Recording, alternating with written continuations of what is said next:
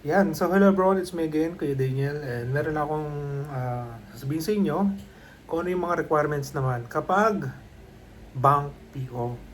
So sa bank PO naman niya yan, usually preferred client ka no bangkong yan. So kung halimbawa, si We Find Ways, di ba? Depositor ka nila at matagal ka na naghuhulog at malaki-laki yung transaction mo at sunod-sunod or kada buwan ng transaction mo, o pera ka palagi niya ng ng car loan. So ano nga ba yung requirements dyan? Same ng cash transaction, kailangan pa rin natin ng ID, complete details ng pagkatao natin, saan tayo nakatira, contact numbers natin, email address, and meron tayong idadagdag na requirements dyan. At kung employed ka, kailangan natin ng COE or ITR. Yung ITR natin is yung 2316 yung pang-employee.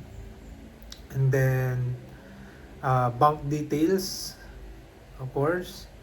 Kung saan ka naguhulog. Redundant tuloy kasi depositor ka na, no? So, yun lang naman ang requirements natin doon kapag employee ka. Paano naman kung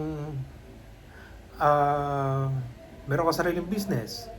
So, kailangan natin ng ITR 1701 with audited financial statement, DTI registration, at syempre hindi rin mawawala si business registration, mga galing kay mayor, etc.